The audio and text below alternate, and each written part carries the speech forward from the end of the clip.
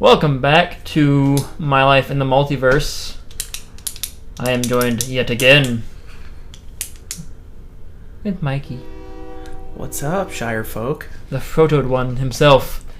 And this week is basically just Eldritch Moon spoiler nonsense of awesomeness and orgasmic wolfiness.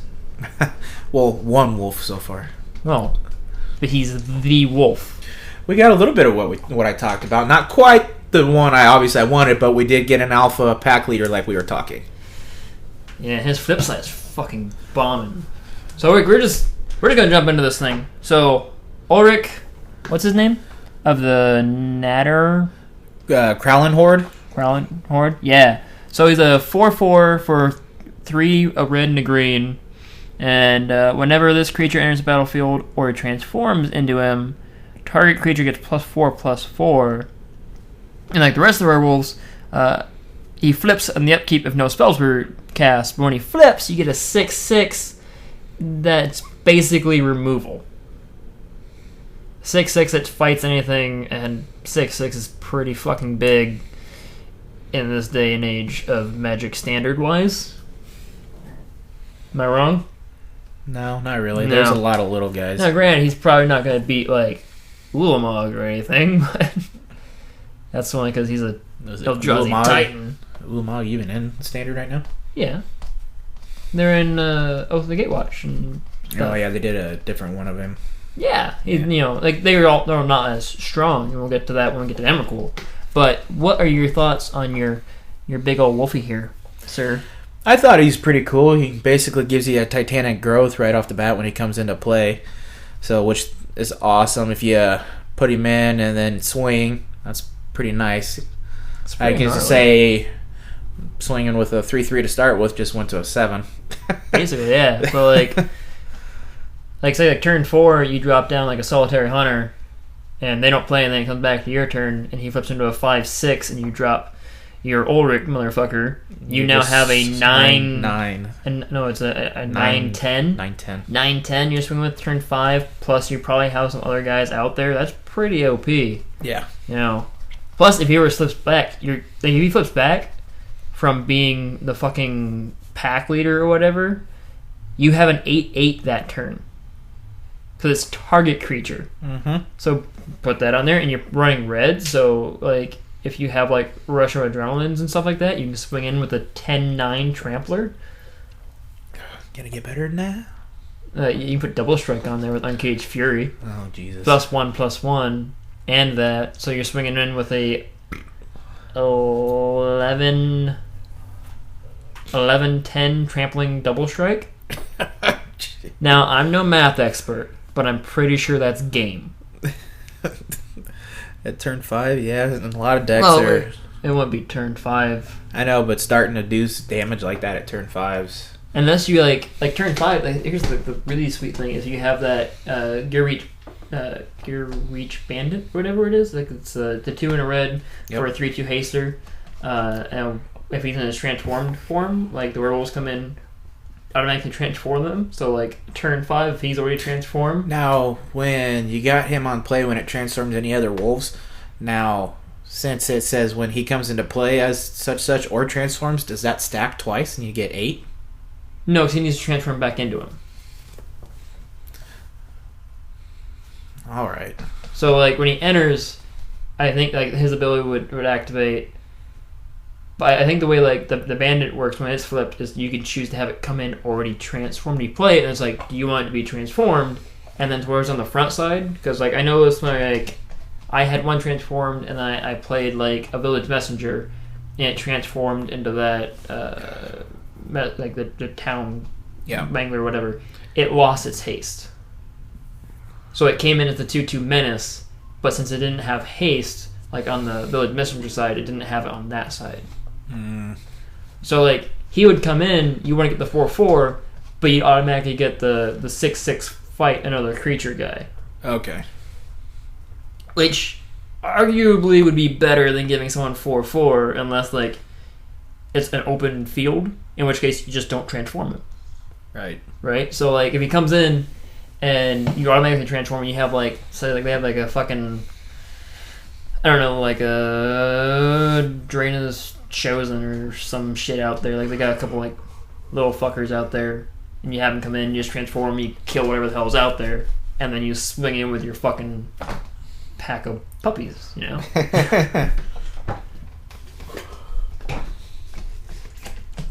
So it'll be interesting to start seeing him popping up in decks and stuff and see what people do with him. So like we're a little late on the whole spoiler thing, because these are from The 22nd? yeah, like last like all of last week they like is when they released the stuff, and we've been so busy with everyday life. Like this is the first time we've had a chance to do anything, and this is Monday the 27th that we're doing anything. So we're a little behind the curve, Just a wee bit. but we're getting it out there. 'Cause We're it trying. matters. Sorry. Well, I'm not that sorry, you know. Like, you can't make, you know. I'm a little sorry. I'm not. I had some shit go down. So. Well, yeah, you got an excuse. Yeah, you don't. I'm gonna put all the blame on you. Okay, that works. Yeah. So like the only thing I'm worried about him is I don't think he's gonna make very much competitive standard play. Mainly because like unless some really cool wolves come out in this one too, werewolves aren't gonna be a competitive standard deck. No, it's not as much as I would like it to be. Which kind of sucks. Especially since, you know, I want to do wolves. It's just, I agree with you. It's not a competitive deck, really. No, not when like everything's like about control and stuff. Like even to make a decent werewolf deck, you're spending buku bucks, and it's still not that great. You know? Yeah, and even then, like in October, like the cards you're gonna be playing basically rotate out. Like Collected Company would be really awesome in like a low a low curve deck, but you know they're still going for $15-$20. Exactly. And when they rotate out, they're it's gonna rotate like out soon. It slows them down. Unfortunately, like you can have a nice little curve and stuff like that, and basically just have your. I know, but the thing is, with those wolves, you need to start swinging and doing heavy damage fast. To be an impact with the wolves. Because a lot of decks now are late game with these new sets, and if they get going on late set, you're kind of fucked. Yeah, like there are some brutal decks out there. And like you can have it be a mid-range late game, and you can throw in things like Rabid Bite and like stuff like that, or like there's this one like Moonlight Hunt card. I think it's like 1 to green, and all your wolves or werewolf creatures deal damage to target creature opponent controls. So if you have a bunch of them out there, like all their damage is dealt to that one creature. That's cool. Yeah, which isn't bad. You know, like all your removal. Like I want to make a wolf deck that's just straight flavor.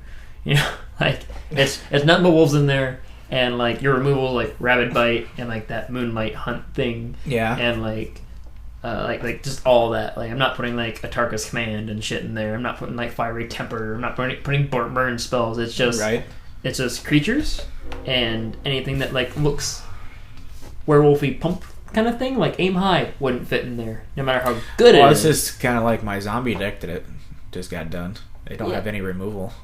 Well, the only removal it's got are creature based, where it gives negative counters. Yeah, but that's still technically removal. I know, but it's like you said, it's flavor text more than it's all zombie style. Which I think we like. If we want to build a flavor wolf deck, we could do that for like $50-$60. Because like the way I could see it like playing out, if you want to make it standard like competitive, is you would have to drop something every turn, and hopefully they don't play something, so then your guys can start transforming. Like hopefully they hit a snag or something. Otherwise, you're gonna have all these like human werewolves, or you're gonna have to take a turn off and have them flip, and then taking that turn off can actually fuck you up because all your removals basically sorcery. So like turn one, like Village Messenger is a good turn one. Turn 1/1 haste that sometimes they don't play something turn one, and then we flip. I noticed a lot of the things when we went to the pre-release for Shadows. You got first 2 turns. A lot of people aren't dropping much. Yeah. If you got wolves, you can start swinging turn 1, and turn 2 still be dealing up to possibly like 3 damage on turn 2. You need to keep rolling with that constantly. You need to keep getting more and more out, because then turn 3 and up, they're going to start putting bigger stuff out than your little puppies, and you need something a little bigger. Or they use paralysis and tap your guys down. Yes. or just bounce them or counter them because fucking trolly ass decks is what they are. Like turn 1, Village Messenger. Turn 2, either Duskwatch Recruiter or Ample Pacifist, which are the only 2 drops I would run in there. And then turn 3, you could have that Gear Reach Bandit or Breakneck Rider if you want. Because when he transforms, all attacking creatures get +1 to their attack or some shit. That could come in handy. Which isn't bad because it's just another pump, as an anthem pump spell for everybody, which is good, but at the same time, it's kind of like, would you rather have him or Howlpack Resurgence, where it's for 3, they all get +1/+1 and trample, you know? So, like, I'd rather go with that one, not with him in there. Yeah. And then, like, you get to, like, the 4 droppers, which would be probably Solitary Hunter. Probably. I don't know of any other good werewolves other than that one. And then you can get to like turn 5, I'd play Ulrich, you know. And then in between there, like to fill it up, I'd have like Rabid Bites and Uncaged Fury and that Moonlight Hunt card. Right. You know, and that's basically all I'd run is like pump spell, removal, pump spell, and a bunch of creatures and just turn them sideways. Bunch of creatures. You know, like 4 of everything. So like 4 Village Messenger, 4 Duskwatch Recruiter, 4 Lamphold Pacifists, 4 Gear Reach Bandit, 4 Solitary Hunters, and then like probably 3 Ulrichs, which we're looking at like 4, 12, 16, 20, about 23, 25 creatures. Well, that's like I was saying with the zombies. I ran out of money doing that. Yeah. So I got to wait on some of the other stuff, but there's 25 lands, all right, and I believe 2 spells. The rest that aren't creature. Yeah. The rest are zombies. So it's just straight creatures. Yeah. It's a lot of zombies. So then what you could do is also run. Is it Seasons Past? So what? 37 zombies. There's a lot of zombies. Yeah. Well, I was talking about like I'm back on the wolves. Like you can run like Seasons Past or whatever, really, because you have such a staggering mana converted mana cost on all of them. Where it's like for 6 you return target cards from your graveyard with different mana costs. So like you have 1, 2, 3, 4, 5, 6, 7 kind of thing. Mm-hmm. And like lands are technically you can pull lands out because they have 0 mana cost. You can do that with, they consider it as a 0 mana cost to be able to pull it? Yes. That's interesting. So you can pull land out that got destroyed, you evolve in wild, something like that. So you pull that out, like whatever other creatures you got, and whatever removal, and then like, you basically fill your hand bag up, and that goes back to the bottom. So you could run a 1 of that. That could come in handy really bad, especially it's never a good thing to empty your hand. If you're dropping stuff constantly, that can come in handy. And that's going to happen a lot, especially since the red and green don't have any draw spells. So and you're not going to run like a Mad Prophet to draw spells, and you're not going to put blue in there because, well, 1, you hate blue, and 2, what's a werewolf going to do with a book? He's going to shred it up, He's going to chew on it. Exactly. He ate my homework. Ha! That's what the deck's going to be called. My dog ate my homework. But no, I am excited for Ulrich on both sides of him because he just looks amazing and the artwork is fantastic. But I'll give credit on the artwork. It looks pretty cool. I rambled on enough about this. Do you have anything else you want to talk about on Ulrich? Because I think I just kind of like... No, I'm more intrigued on these angels and Emrakul. I got something for those angels, man. Like that shocked me when you told me about those. The merge ability? I don't see angels doing that. I was surprised. Well, it's because they're being corrupted by Emrakul. Like I said, I haven't looked a whole lot yet, so I haven't got to read the story on everything to see how Emrakul's doing it and so forth. So like Ulamog is just destroys things. Like he just takes the essence of everything and turns it to dust.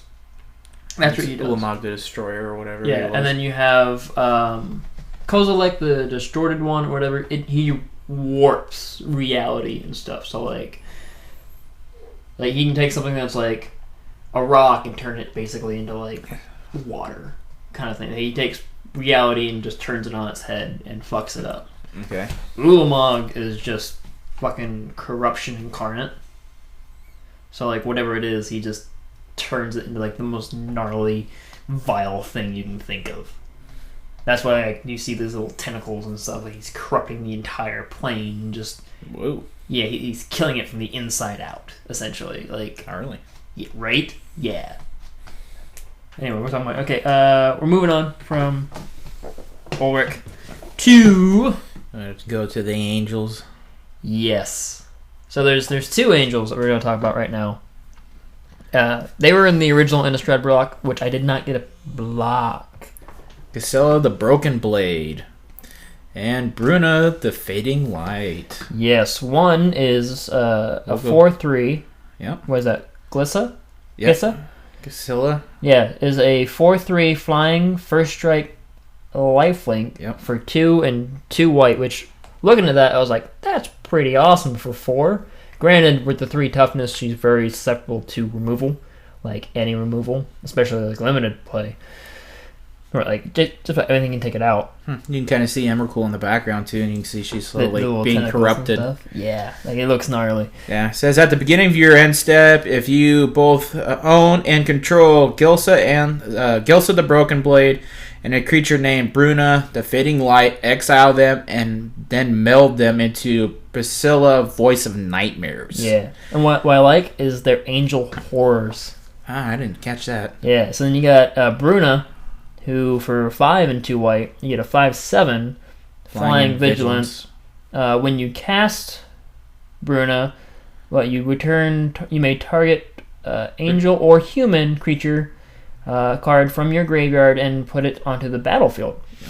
So like basically, if Grissa, whatever her name is, dies, you can just play Bruna and then you get her back, and on your end step, bring your combo piece back. Yeah. Shut up. Sorry. And then once you get Priscilla, Voice of Nightmares, it gets really nasty. Yeah. A 9/10 flying, first strike, vigilance, and lifelink. Which is already pretty fucking-P for turn 7. Then top this off, your opponents can't cast spells with converter mana cost 3 or less. That takes out every counter spell. Yep. You know, a lot of removal. Like, a lot of it. Like, the only one that's... Fogs. Huh? Poor Carl. So that's pretty brutal. Flying, first strike, vigilance, and lifelink, a 9/10. Jesus Christ. Yeah. And like, so there goes silences for us playing casual. Yeah. Well, fogs like, any small creature. So if you're doing like any that could lock down a wolf deck. Yeah. You know, it can lock down a lot of things. Like that could lock down my zombie deck. It can lock down basically any human deck, any token deck, with the exception of maybe like Gideon and ally decks. Yeah. Basically, if they're not already out, you're kind of fucked, you know? Like, you gotta really hope for the best at that point. Like, there goes your goblin deck. Oh, yeah. There's a lot of decks that just shuts out. Wow. And here's the thing, is, like, people are looking at it, and when I saw those cards, my first thought was Ever After. Sorcery card, it is 4 and 2 black. Target 2 creature cards in your graveyard and return them to the battlefield. They are now zombies and black in association with whatever color and creature they already were. Right. And then you put it to the bottom of your library. So the way I was looking at it was people were like, okay, so you get Gissa or whatever out there and she happens to die, whatever, turn 7, you can drop out Bruna, right? Yep. Well, I can do this a turn earlier where like, if I'm running a reanimate deck, which I'm thinking like black white control, so I can still like hard cast them, but like I just essentially just throw them to the fucking graveyard if I have to, and then I like Ever After them and bring them back out, and then on my end step, turn 6, hopefully if things are going according to plan, if like I still have one like a Gissa out there or whatever, and I bring the other one back and maybe bring back I don't know fucking Oolong or some shit, like something really sweet, you know, and then like turn 6, I have that 9/10 flying vigilance, first strike, lifelink, and you can't cast anything. That's a board lockdown, right? For sure. But you got to get it out as a thing. Well, that's the thing is like you're playing. I play it as like black white control, so I'd have like Transgress the Mind and like. Sorry, I had a brain freeze. Duress, Languish for board sweepers, like run a whole playset of them. I'd have like Grasp of Darkness for removal. I'd have Ultimate Price for removal. For like early games I'm playing black-white, I can do Anguish on Making if I need to, which is exile target permanent. I pay 3 life, fine, whatever. I could play Mind Rack Demon, which is a 4/5 flying trampler for 4, and if he enters battlefield, put the top 4 cards of your library into your graveyard, which feeds that. The only downside is that I lose my Ever After, so I run about 2 copies of it. Hopefully I don't lose both of them to him. I could play him if I need to for another 4-drop. But so everything before turn 4, it's just removal and hand destruction. Like I said, you know way more than I do, and I have way more experience than you. And you just named off a bunch of cards I didn't know. Yeah. that's how I'm looking at it, kind of thing. Like, you're just gonna have to do a lot of stuff to protect those 2. Well, not really, because like, or at least protect the one and let Bruna bring the other one back. That's what I'm saying. Like with Ever After, like the entire time up to this, I'm destroying their hand. I'm taking stuff out. I can fucking play Avacyn, Avacyn in that deck. I can play Eldrazi Displacer, which for 2 and a white, I can put out this 2/3 or 3/3, and it has the ability of for 2 and a colorless, which I'll be running like Cave of Kalos and you stuff can get that like Talia in this deck. That would help tremendously. Yeah, I can put her in there for more stall. We'll meld in going into the next one here, which is Talia, Heretic of Cathar. Now, that could also go well with this deck, just solely based on its ability. Creatures and non-basic lands your opponents control enter the battlefield tapped. That is a huge negative for the opponent. That's a game winner, hardcore right there. Yeah. Like the original one in the original Innistrad, I looked this one up. It's like 1 and a white for a 2/1 first striker. All spells your opponent controls, I think it is, or all non-creature spells cost 1 more to cast. I think it was. Which I like this one better, because 1, you get a 3/2 for 3 first strike, which is very relevant. Because in combat, she's probably going to win out most often than not in early game. Yeah. 2, it's your opponent's coming tapped, right? Not you. No. Creatures and non-basic lands your opponents control. Yeah, so you're already controlling the board with your hand and stuff, with removal and hand destruction and stuff like that. And now if they want to play something, if it's not like a basic land, which most decks now aren't playing basic lands. They're playing like Cinderglades and shit like that. So they're going to come in tapped. Your Evolving Wilds that you're like so hyped up about, like, it's my own fetch now. That comes in tapped. You have to wait a whole turn to use it, and then that land it searches out comes in tapped. So this puts you back 2-3 turns at a time. Your creatures come in tapped, which means I can still power over you, which, one, she'll be good in that black-white control deck, which I'm almost guarantee you, once this set comes out, that's the deck I'm building for Standard. That'd be interesting to see. I'm already a controlling player as it is, and I already have the deck list made out in my head on how I'm fucking doing it. Definitely her, that's for sure. Holy but then, hell. like, how awesome would she be just in, like, a white weenie deck? Right? Put that in with a John Soldier deck in general? Well, yeah, well, like, if you seen, like I don't know if I showed the standard white weenie deck I have on right now, where it's, like, you got, like, the Militia Captain, and you got Polly's Lieutenant, and you have, like, all these other little dudes in there, and you're just use my brain, like always watching. So like you throw her out there after an always watching, or always watching after her. You have a 4/3 vigilance first striker where it locks down you guys' stuff, right? So like you already have like this pretty substantial beast, and you put Griffspoon on it, make it flying, swing in for 5. Yeah, it's dude. Just right off the bat, though, putting her in on turn 3. If you can get her on her turn 3, on turn 3, yeah, dude, you're automatically putting the opponent 1 turn behind, unless they have the mana open and they have the removal spell in hand. Not always the case, though, for some people. But if so, okay, not all the time, but a good chunk like, you can put them behind. Yeah, but and like the thing is, when you play her, she's gonna be a removal target. Like that's just. That's what's going to happen. People will be like, all right, fine. And then doesn't let her go, like they're gonna kill her. Right? It's either her, or if you're playing like Tireless Tracker, he's a removal target because he gets big really quick. You just gotta try and maybe get her out really early game, and try and get some use out of her, or if you get her removed, then maybe you use the removal to put out one of your angels, and then you don't have to worry about that because they just worried and focused on that. Well, I got my first piece of my angel that I need, or I'm already have like Ever After in my hand. I just fine, kill it. I don't care. I'll bring her fucking back if I already have one of my other angels out there. Yep. Plus, I mean, if I get Bruna out, I can just bring Talia back from the grave. Yep. Like this. See, they were meant to be together. Those three. They were. Right.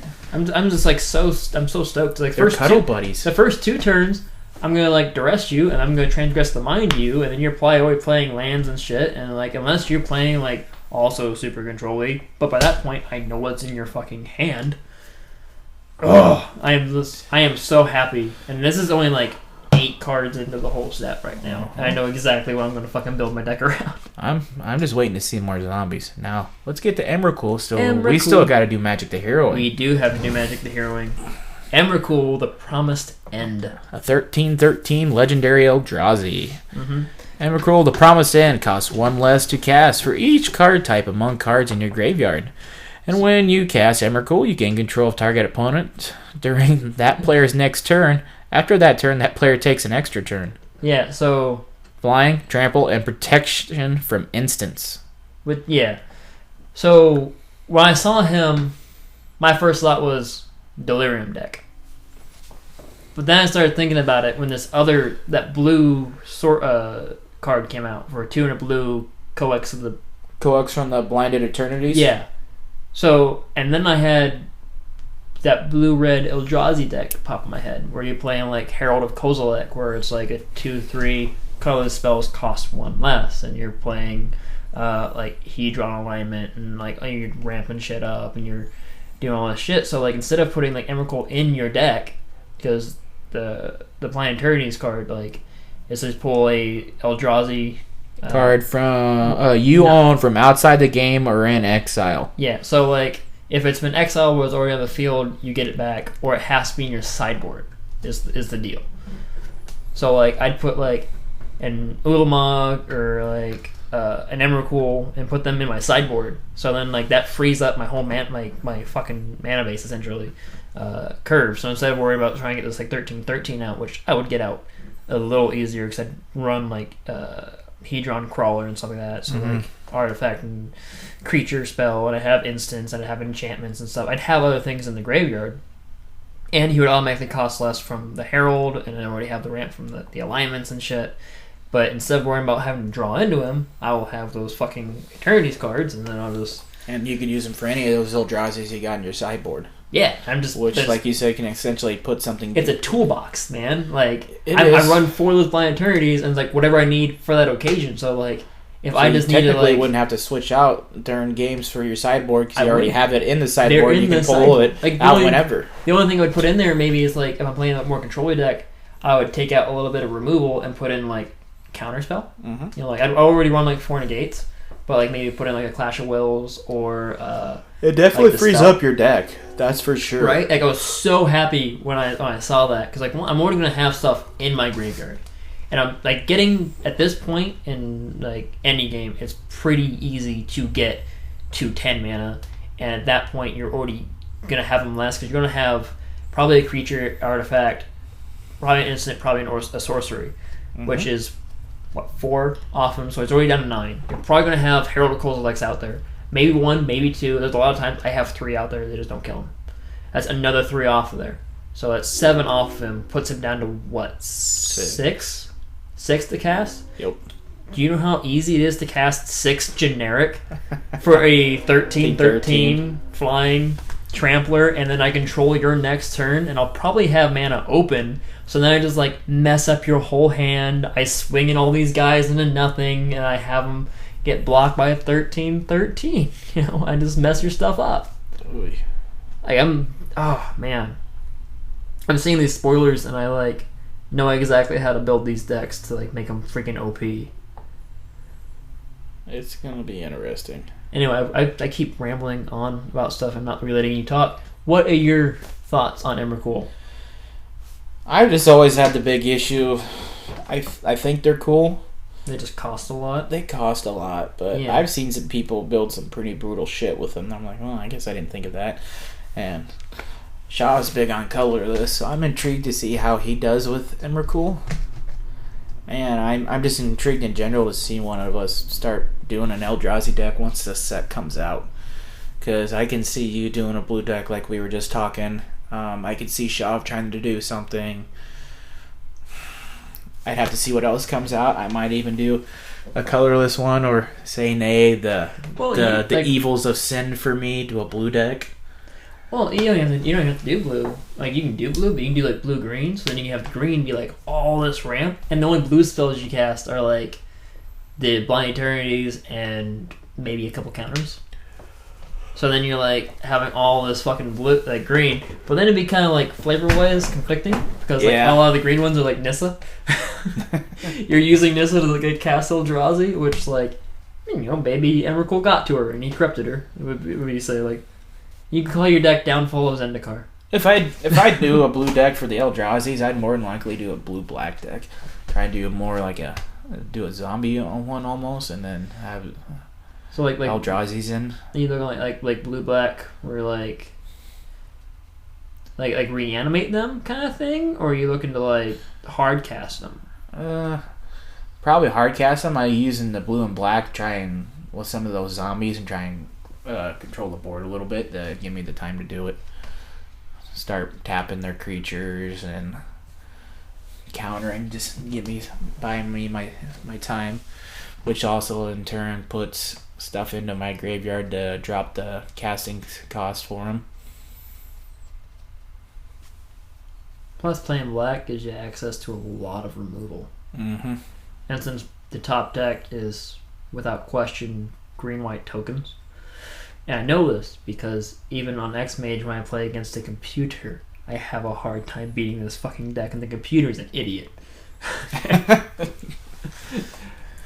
Like when it has a Ravenous Bloodseeker out there, which is a 1/3 vampire for like 1 red. Yeah. The ability of discard a card, it gets +2, -2, so it becomes like a 3/1. Yeah. It'll kill it. It'll like discard its entire hand to pump this thing up, and then like so its hand's gone, and then it kills the Bloodseeker. Like, it's stupid. Because it doesn't cost anything. It just, you discard a card, and then this happens on the creature. So like you want to pitch 1 card to make it a 3/1, but it would pitch like 5 cards, which is the entire hand. So it makes it like a negative like 9 or something stupid on defense. Toughness. It's like, you stupid computer. But it plays like green-white tokens, and it's just boop, boop, boop, boop, boop, boop, boop. It's just so synergistic. But like the deck is expensive. Oh, I'm sure it's probably a couple $100. Oh, if not more. Like, because it plays like almost a whole playset of Avacyn, which is at this point like $20 or $25, so it's gone down a little bit. But still, that's like $100 just for Avacyn. And that plays like 3 to 4 Gideon, which is about $20. There's another 20 each. And then it plays Nissa. Oh my god. Which is another like $20-$25. Holy shit. And then like it gets a little easier after that, but like just those like 3 playsets of cards, you're looking close to $300. Yeah, just on those. Yeah, and then like the mana base isn't that bad, like $50 for the mana base, which is just for the 8 dual lands. And then it runs like Declaration Stone, which goes for like $8 right now, ish. Like they're really good stuff. I got on a tangent again, didn't I? All right, so that was just what we were looking at for spoiler-wise. Yeah, that covers all the cards we really cared about. So we gotta go on the Magic of the Heroing. Magic the Heroing. Alrighty, now we gotta get into the good stuff and do the Magic the Heroing stuff. Yeah, this is the only reason he comes up here. Kinda. Yeah, he doesn't care about anything else on the podcast. He's just like, can we do another episode? Hey, I had a good time last time. We had a lot of good talk on the last one. Yeah, but you're more excited about the Magic the Heroing part. Yeah, just because of what we were going through over for spoilers. Yeah. If we were zombies, I can sit here and talk for a while. But we haven't seen much of those yet. Not yet. I'm hoping we'll get to see a lot, though. But we get to do one of my top 2 favorite heroes. We get to do Green Lantern. Which Green Lantern? We're doing Hal Jordan's version. Hal Jordan? Alrighty. Hal, the NBA star, huh? That's for sure. Fuck yeah. So we're doing the Green Lantern, Hal Jordan. He is 2 colorless and 1 white. Mm-hmm. Comes in as a 2/3 with haste. And the ability called Worthy Hero. What makes him worthy? Because he's a badass. Oh. He's pure of heart. There you go. Pure of heart. He's a transforming card. So he only transforms, though, when he has the Green Lantern ring equipped. Now, Worthy Heroes are the only ones that can be equipped right now that we have figured out for the Green Lantern rings. So we're thinking what every Justice League member will be worthy, kind of. You also didn't want to go fully into that, but I'm saying that. Yeah, you're undermining me here, huh? A little bit. But once he puts on the Green Lantern ring, he becomes a blue-white legendary Green Lantern Hal Jordan, which is a 5/6. Mm-hmm. Now, the Green Lantern ring is an artifact. It's not a legendary because we're figuring since it's not a legendary, you're going to have more than one Green Lantern possibly on the board. Yeah. And that would just kind of be bad. And, I mean, like in the comics, like, Hal had 10 rings on his hands at one point, and he was able to use them all. So it's... Yeah. You know, it's not like encoded just to one person. Like, it kind of is. And you know? And then that's when he transformed into the White Lantern? That was when he was fighting Sinestro. He was fighting Sinestro when he had all 10 rings on? Yeah, and then Sinestro, like, baited them into taking, like, going down to 1 ring, so you couldn't, like, beat me one-on-one. So Jordan's like, alright, fine. And he took 9 of them off, and it was, like, a kind of fair fight. And he still beat Sinestro, and then Kilowog showed up, because, like, Hal went on this rampage and killed all these other Green Lanterns to take the rings. And then Kilowog happened to not be dead, and, like, he caught up to Jordan, and, like, physically beat the fuck out of him. And then, like, Jordan ended up, like, pushed him off him and took all the rings and then, like, annihilated Kilowog, like, disintegrated him. Mm-hmm. See, that's why we gave Hal Jordan haste. Hal Jordan is awesome, and he, you know, like you said, he is worthy because he's a true hero, pure of heart, but he's so ungodly cocky. Oh, yeah. Oh, my God. I.e., he took off 9 of the rings, which he should not have, like any smart superhero would have done. Been like he had why would I give you any possibility of winning? Screw that. Well, the thing is, at that point, like, he had Sinestro beat. So, like, he was... I don't care. I ain't taking my other 9 rings off. That's what makes it even stupider. It's like, he had him beat, and he was like, I don't need these other rings to beat you. And then, like, he was like, oh, shit. Then, hey, guess what? From the back, he got his fucking ass kicked because he was being a retard. He ended up beating him, you know, and killing him. And then Kilowog came out and started beating him. I know, that's what I'm talking about, was when Kilowog came out. Yeah. So, Green Lantern ring. Non-legendary. Just the badass ring. Yes. For, what did we say, 2 blue? And 2 blue. Yep. It's got 7 power counters on it. And remove 1 counter on your upkeep. So, we're using that as, since, you know, obviously Green Lantern rings don't have unlimited power. They have to be recharged by the lantern. So, we decided to go with power counters. We were originally saying vanishing, but we decided to make it cooler. Power counters sounded cooler. Yeah, I like it. And the ring has got some pretty badass abilities. 1 white gives Hal Jordan vigilance.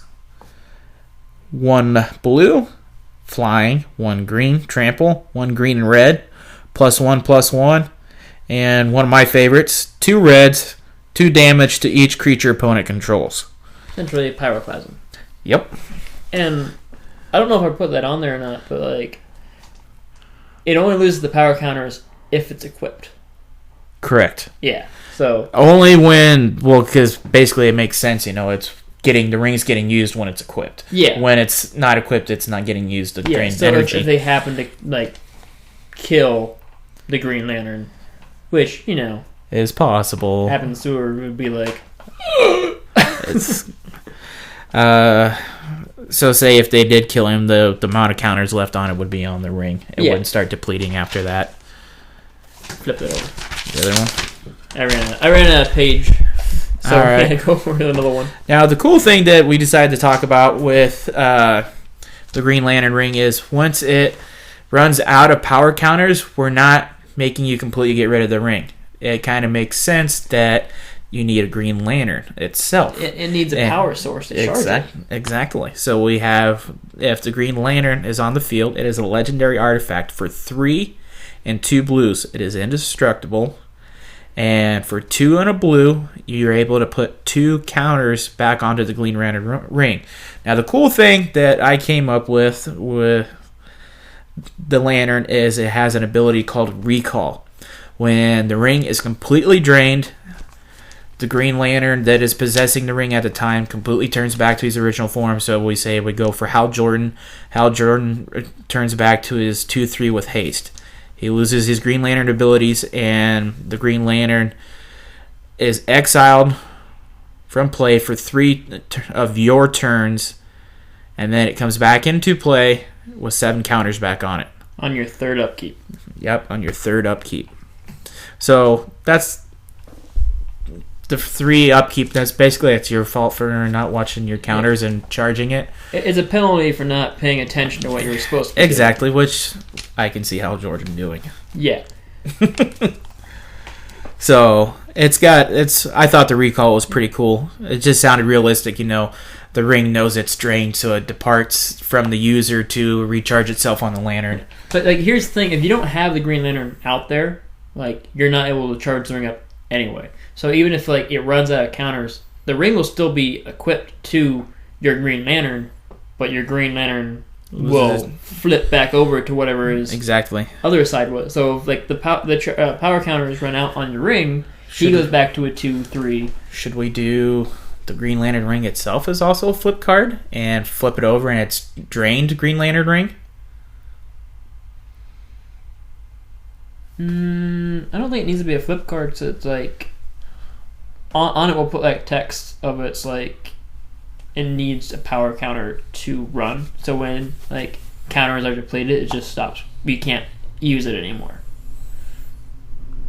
You could do that. I was almost thinking you can almost still give him a +1/1 with a drained ring. But there's no power coming to it. It's not going to be fully drained. It's going to be pretty much drained. How else is it going to fly away to the lantern? I assumed that was the lantern itself pulling it back, not the ring itself. Yeah, you could go that route too.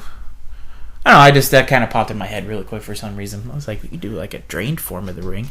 When it flips over, at least, I guess when he hits you physically. You could just put it on the bottom, like you said, for flavor text. When Green Lantern ring runs out of when Green Lantern ring is depleted, of power counters, it becomes drained ring, which is just a standard equipment of gets +1/+1 or just 0, just like you were saying. It doesn't give it anything.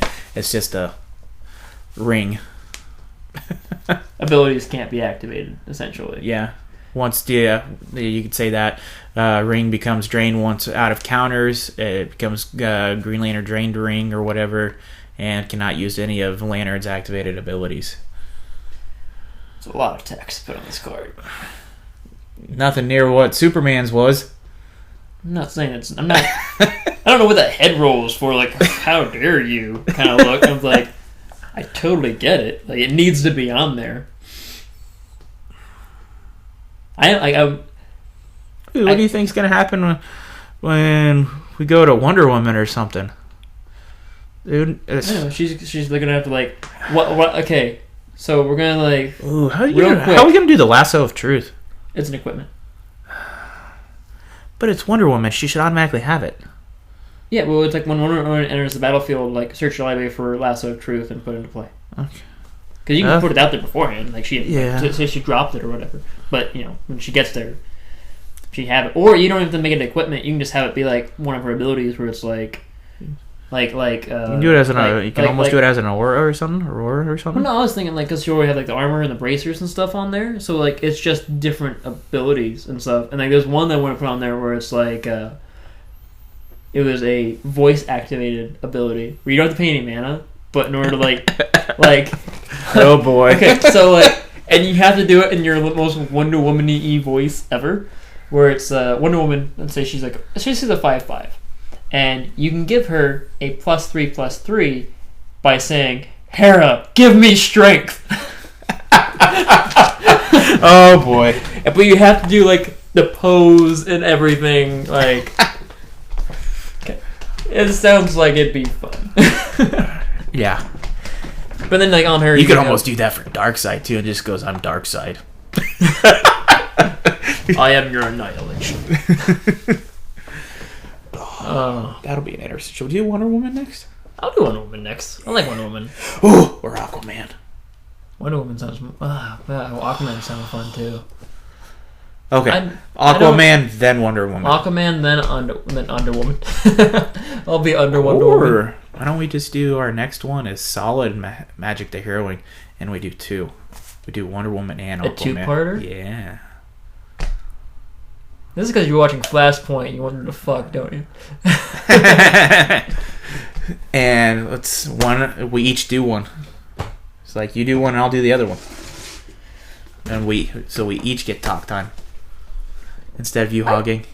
I gave you talk time. I let you do the intro and everything. Yeah, you did. I'm sharing and caring. And we collaborated on Green Lantern. We did. Which, what I like about the Green Lantern is like... You came up with the adding the counters on, the indestructibility. I came up with the recall. And the hexproof. Yeah. Because I want to do like Shroud or something. Hexproof sound a lot better because then you can like... It's opponents. Yeah. But what I like about like the actual ring itself is like... It doesn't have to be Hal Jordan that's out there. She got like Jon Stewart or Guy Gardner or Kilowog or... If you wanted to, you could do Sinestro because he technically was worthy at one point. Yeah. And then you'd have like a flip on him to where like if Sinestro has like the ring on and it runs out of counters, flips Sinestro like, and he like becomes like Yellow Corpse Sinestro. If we do that, since it's running out of counters, do we have to do some form of a check to be able to control Sinestro that way of the Yellow Corpse? I think like because it's almost a negative but a good effect at the same time, depending on what we give him. But you also got to look the route that he turned that route because we ran out of counters. Well, here's the thing what we could do on that one on Sinestro is Sinestro comes into play, and when Sinestro comes into play, Sinestro the Green Lantern, you search your library for Green Lantern ring, put into play, equipped to Sinestro. Okay. And then when the power ring runs out of power, flip Sinestro into Sinestro Green Yellow Lantern Corps, and since it has like the way the decks are going to work out is you're going to have Justice League versus League of Villains, right? Does it go to the villain deck? Yeah, and then it automatically pulls the yellow ring out of the villain deck. Exactly. Ooh, high five. That's exactly what I was trying to say. Okay, and you finished it for me. Not a problem. So like when he flips over to Sinestro, there's Yellow the negative effect of it. Yeah, the opponent's. Oh my god, my brain is. Why can I not think of the name? If the ring gets recharged in the 3 turns, can we repossess Sinestro and turn him back into Sinestro of the Green Lantern Corps? Well, he would drop the green ring, and then he would go over, and then he brings out the yellow ring. So I know, but the ring will be recharging if you have the lantern on field. But it won't be equipped to him. I know, but once it's recharged, can we auto-equip it to Sinestro to turn him back to green? I don't think so. Once he never came back to the green corpse. True. He so automatically once he goes yellow, he's gone. You're fucked. So like on the villain side, they don't get to start off with a Sinestro. Right. But if we mess up, then he becomes theirs, and his yellow ring I think needs to be a little stronger than the green ring. Well, yes, because the green ring's weak to the yellow. Yeah, and like I almost don't know if it needs like. Okay, so on the yellow ring, if it runs out of like charge counters, you bring out parallax from your deck.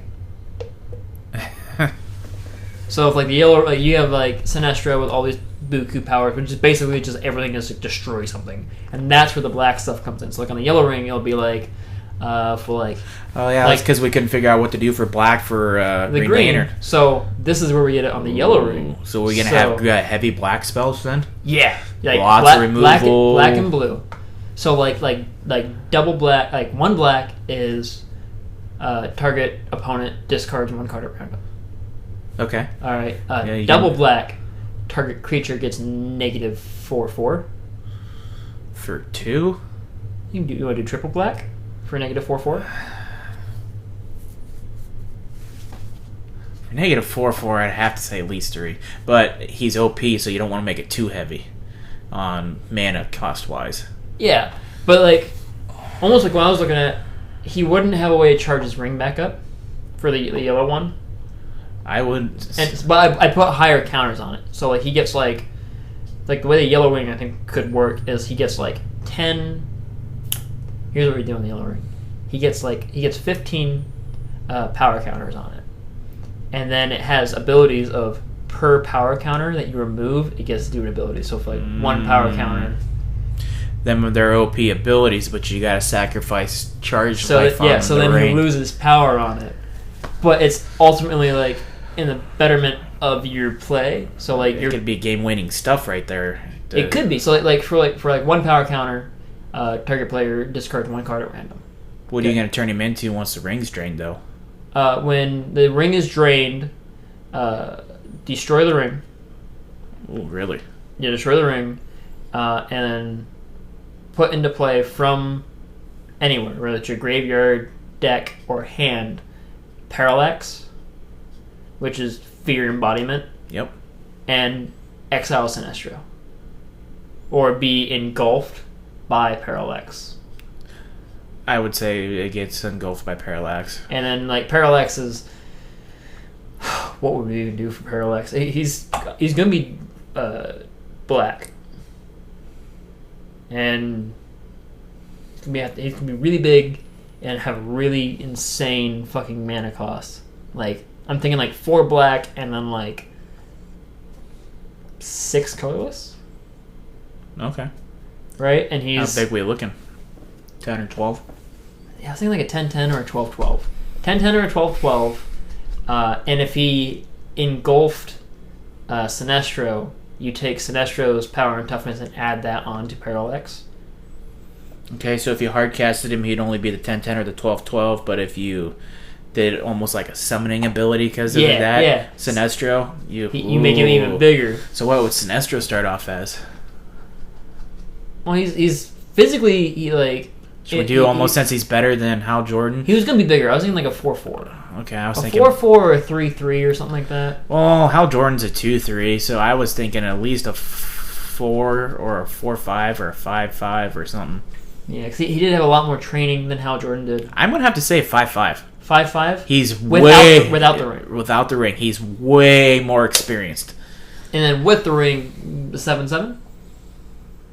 No, because we put Hal Jordan to a 7-7, didn't we? Hal Jordan's a 5-6. Okay, so Hal Jordan was a 5-6 with the ring. So yeah, we'll go the route of 7-7 with the ring for Sinestro. Yeah. Yeah, so with the ring, he's a 7-7. Ugh. But when Parallax like engulfs him, so like if that's the case, Parallax should only be like a 10-10. Because when it engulfs him, he'll take his base stats of making him a 15-15 at that point, with indestructible, trample, annihilator. Annihilate? I'm thinking almost. Oh no, that'd be way too OP. Because Parallax is pretty fucking OP. I was thinking almost immune to the Green Lantern Corpse. Yeah. So if Hal Jordan was attacking, he's no longer the 5-6, he's the 2-3. Like he negates it. Yes, he negates the abilities of the Green Lantern Corpse. Like just when he's attacking, or like when Parallax is on the field, all Green Lantern. I was saying just when he attacks. Here's what I'm thinking. So, like, not just when he instead of like when he attacks, it's the turn Parallax enters play until your next upkeep. All Green Lantern abilities are negated, like null and void. It's like everything shuts. Like, so he comes out and he's so overwhelmingly powerful, it just shuts it down. I almost want to. I want to give him haste, but I think that'd be like too OP. You know what I mean? Yeah. Like he's an EMP burst or whatever. Like that's what I'm looking for, right? Yeah. Yeah, EMP. He's an EMP for Green Lanterns. He has trample. He has flying. Should he have Annihilator? No, because I'm just saying with that with the Green the Lantern EMPs, ability. Yeah. And indestructible, but with the ability of like indestructible can only be destroyed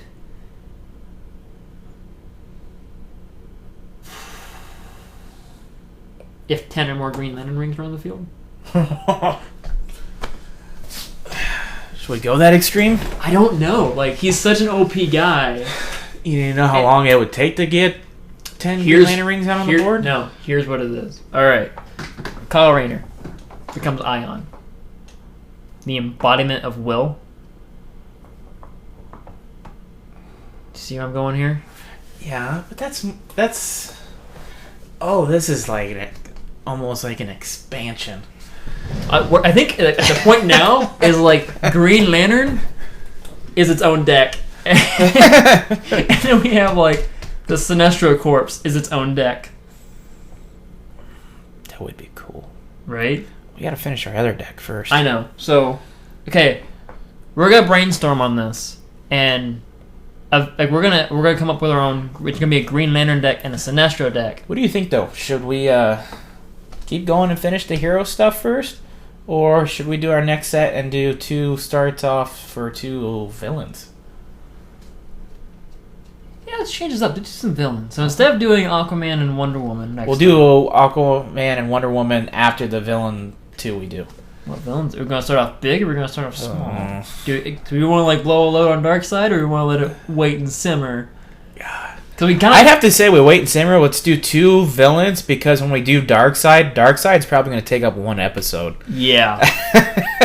It's gonna like and Darkseid's going to have like 4 cards just for abilities. It's gonna be fucking crazy. And then like he's probably gonna have something where like if you play the anti-life equation, you just automatically win the game.